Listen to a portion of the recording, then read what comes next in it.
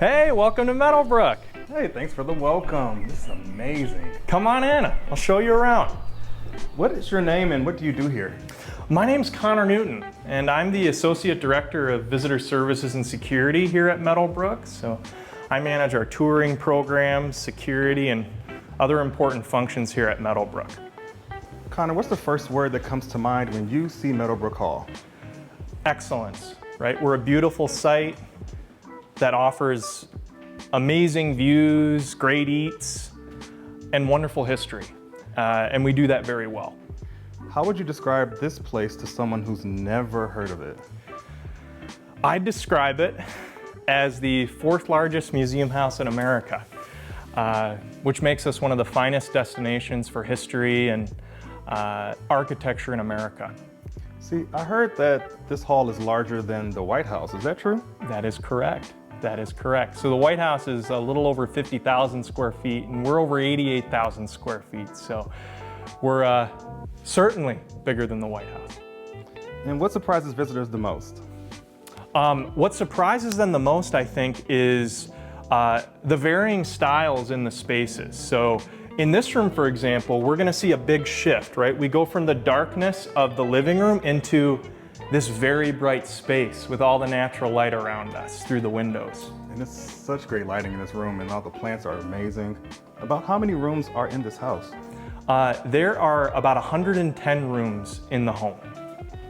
So 110 rooms, and I see that there are about 39 chimneys on the roof line. What's the story with the chimneys? Because they each look different. Yeah, so the chimneys are really unique, and they have a lot of unique brickwork in them. And they are styled after British architecture, specifically Hampton Court in England. I had no idea about the European influences throughout the hall. And also that stained glass fixture is catching my eye. So to the right, if you look through it, it's sort of like it's grapes, a trellis with sunlight shining through. This is a Tiffany lamp, who is a very famous designer from the turn of the century. And it's one of our highlights in the collection, just this beautiful piece. And it's a favorite of many of the visitors who come to Meadow Brook. We actually found this in storage in the 1970s and put it in its current place. Wow, that still looks amazing. So I love architecture, and I hear that the Tudor Revival architecture is a specific type. What does that actually mean when you're standing inside of the hall? Great question.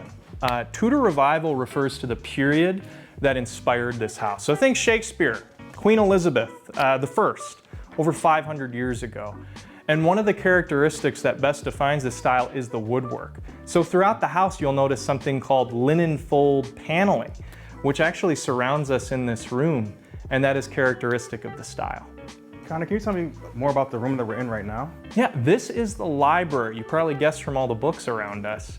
And this is a really important space where you can learn, and of course where there's a lot of great reflecting happening.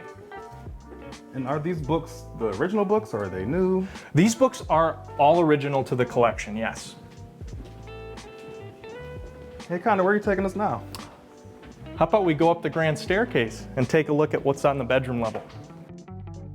So can you tell me, I feel like this might be the best photo spot in the whole hall. Is that right? It is a great spot. So we're actually coming up the grand staircase, and you can see the wide views, the large ceiling. It's a great place for folks to take photos going up the stairwell. Now I heard that there are over 75,000 artifacts in this house. What's the one object you always want people to stop and look at? It's a great question. Actually, one of my favorite objects in the house is right over here in the corner. Let me show you. Wow. This is called the tulip lamp. We saw the Tiffany Studios piece downstairs, and this is another example of that studio's work. The tulip's right in the glass, and it's a beautiful floor lamp. That's one of my favorite pieces in the house.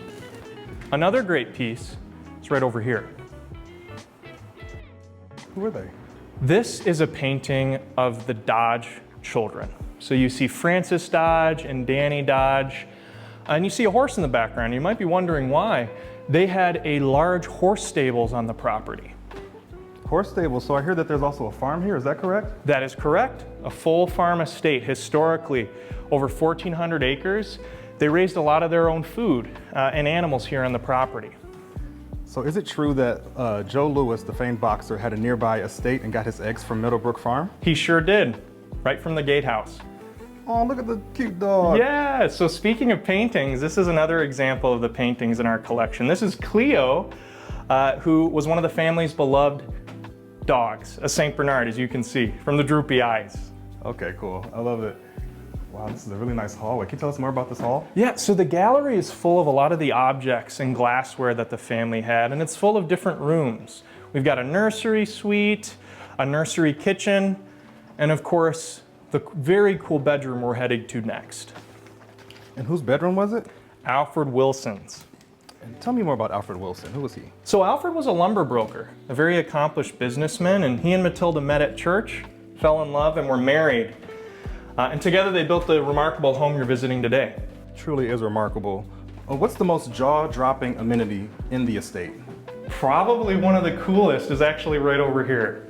As you look in, you'll notice some gold-plated shower heads, which was a really cool feature in the house. Wow, real gold? Real gold, gold plating at least. Gold plating, okay, it must have been very expensive that the Dodge family had to pay for. So I also heard that there's a secret staircase in the estate. There sure is. Could you show me? I sure can. It's right through here in the other side of the bedroom. Watch your step.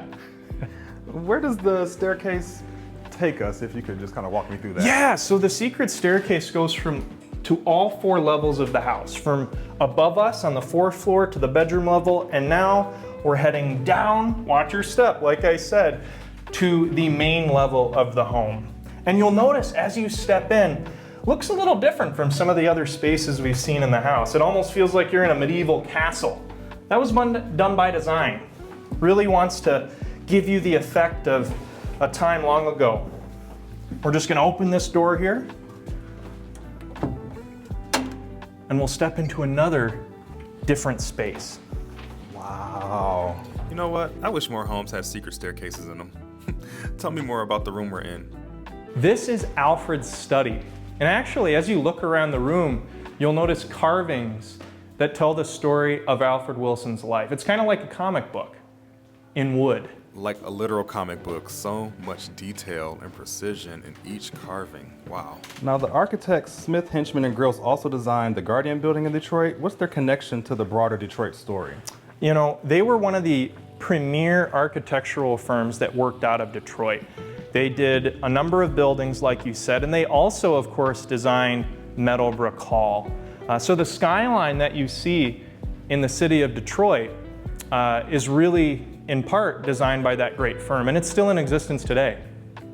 Now, can you tell me more about Matilda Dodge Wilson? Like, who was she, and why does her story matter beyond this house? Absolutely. So Matilda, as you said, is a remarkable woman. She did many incredible things, and something that a lot of people don't know about her is that she was actually the first female lieutenant governor in American history. Say swear. Yeah, I know, man, and the first lieutenant governor in Michigan.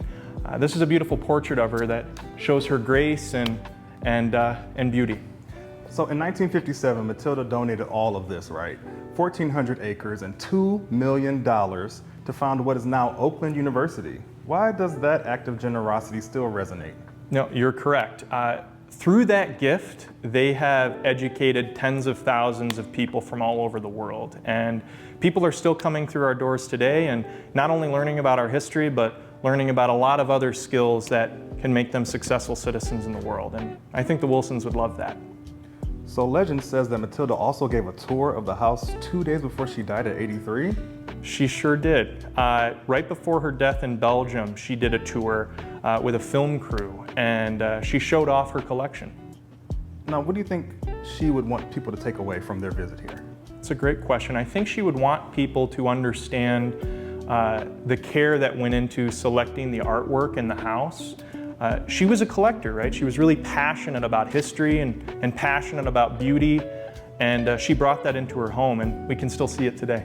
Definitely, especially when I look into the ceiling, I see that the dining room ceiling is basically a sculpture. You've got it. Who made it and why is it special?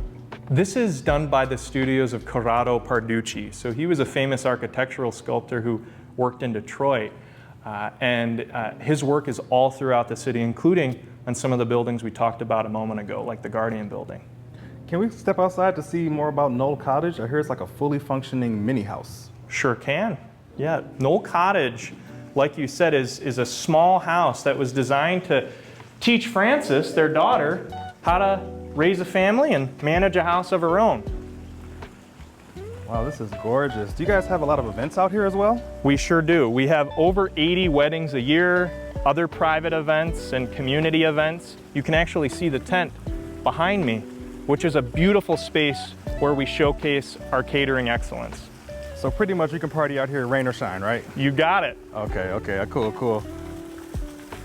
And this fountain we're approaching, can you tell me a little bit more about it? Absolutely. This is our Pegasus fountain. And it was designed by Avard Fairbanks, inspired by one of our Hackney ponies. It's a beautiful bronze sculpture that's on stone lifted above the water. It's actually one of my favorite pieces in our collection, outside in the gardens. And the gardens are beautiful. Can you show me a little bit more of the gardens? I sure can. If we go right over here, I'll show you one of my favorite gardens. It's known as the Rose Garden. And about how many gardens do you have in total on the property? We have over 20, and they're maintained by our all-volunteer garden club, a devoted group of people who really keep Meadow Brook looking beautiful. This is the Rose Garden right through here. Do you have a favorite flower? I do love the roses. One of my favorite historically was known as the Peace Rose, which they used to plant in this space. Now, would you say that this keeps people coming back to Meadow Brook Hall, or what would you say keeps people coming back? You know, I think the beauty of the gardens certainly do, but I would say the history and the incredible experiences that people have here, that just keeps people coming back. And last question, what do you hope visitors feel when they walk out those front doors? I want them to feel inspired, and I want them to feel excited. If people leave happy and wanting to return, we've done our job. Wow, thanks, Connor. I really appreciate it. Thank you so much, and look forward to seeing you when you visit Detroit.